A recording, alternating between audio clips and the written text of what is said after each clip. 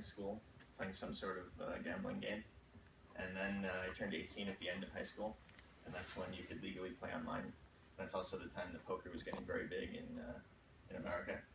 So then during college I played part-time and during summers, and then I had basically invested a lot of time in learning poker, so I started playing full-time professionally after college for about 4 years. So this was my first poker setup, because that was I used to play with 4, but then for graduation I got this gift of a big one. So that was when I first started. So when you play online, you basically have a bank account within the poker site, and when you join a table, you take out some money from your account, put it into the table, and when you leave the table, however much you had at the table goes back into your account. And the nice thing about online poker is that you can play basically as many tables at a time as you want. So in each table you can play maybe 1,000 hands an hour. So if you compare that to a casino where you're playing maybe 30 hands an hour, you could literally be playing 20, 30 times more hands every hour. And so in my time that I played, I would usually play about 20 tables an hour, 20 tables at a time, and ended up playing about 10 million hands. And I'm not sure if it's really a great achievement because it doesn't involve actually winning necessarily, but I played nearly 1 million hands in 1 month, which I believe is the most anyone has ever played. So, and you can see the result of that here. There was no time for shaving or anything. Do you have that on record? Not exactly. Well, I do have it on record actually, but I'm not sure, I'm not positive that it's the highest. Okay, so when we talk about poker and business, we're talking both primarily skill games, but both have a bit of luck involved.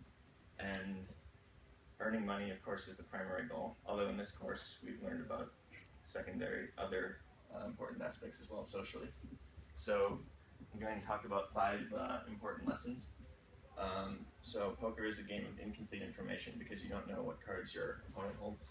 So you have to kind of use what you have to think about how to decide what you think your opponent has. And it's the same in business. You don't know exactly what your customers want. You don't know exactly what your competitors are going to do, but you have to use the information that you have. So in poker, a common misconception is that you just assume that your opponent has one specific hand. Like you assume he has jacks, or you assume he has queens. But actually, good poker players will assume that their opponent has some range of hands.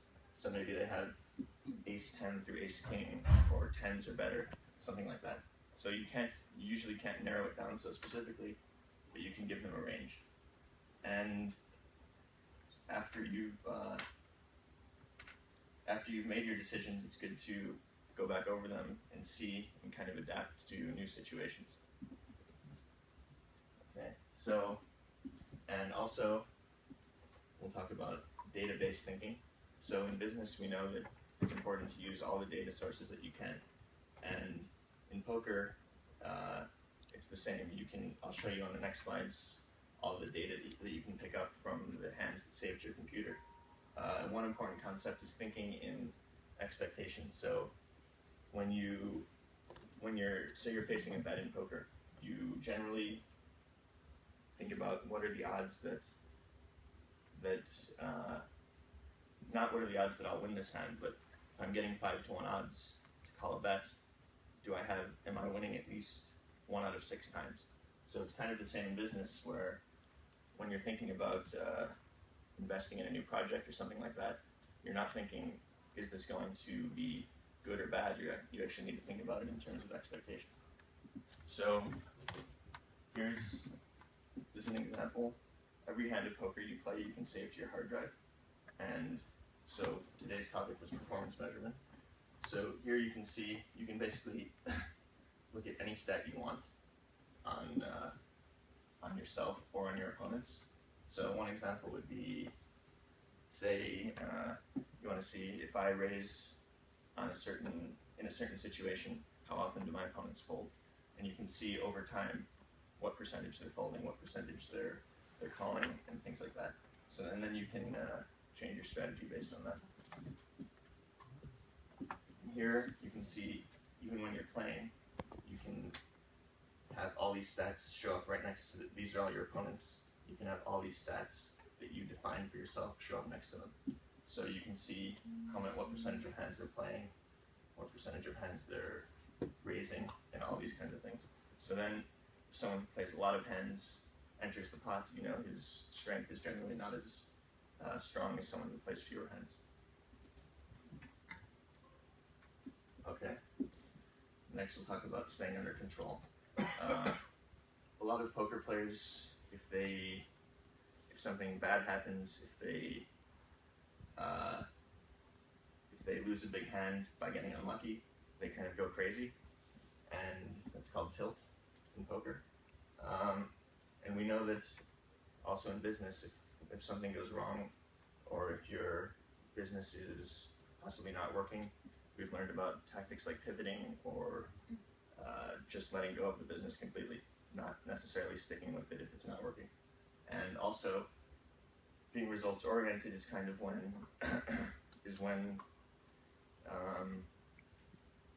if you say you bet in poker and you're trying to bluff and your opponent calls, that doesn't necessarily mean that you made a bad decision. It just means that you possibly got unlucky that time.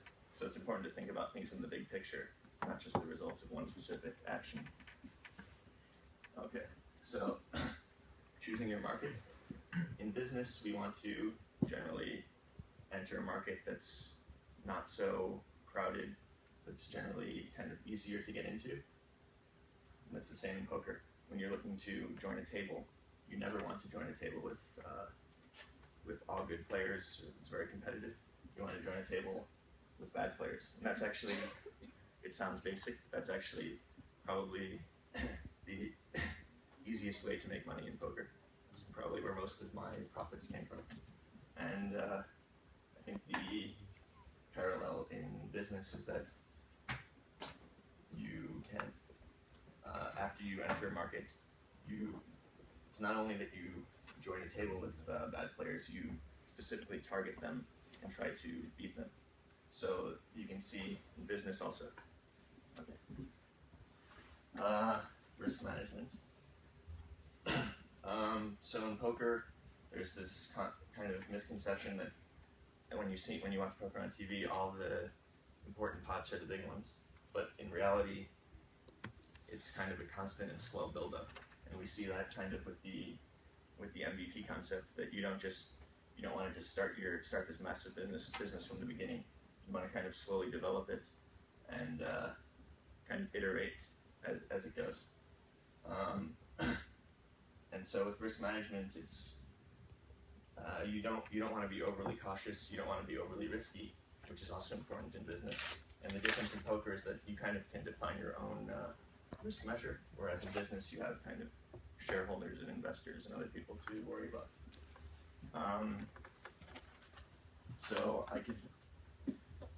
we have some extra time, so I can take questions. These are kind of questions that all professional poker players get that have become a bit, you could say annoying because you keep hearing them over and over, but I'm happy to answer any if anybody's interested.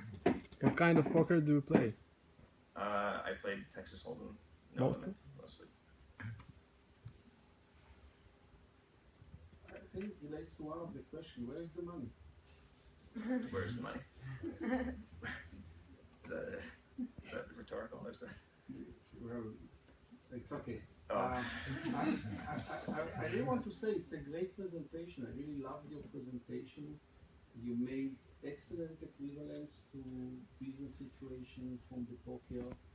And I think that each one of us should really adopt some game. I mean, you should be playing not just, your profession or something, because any game that you play, you can learn so much and bring so much to your profession, to your career.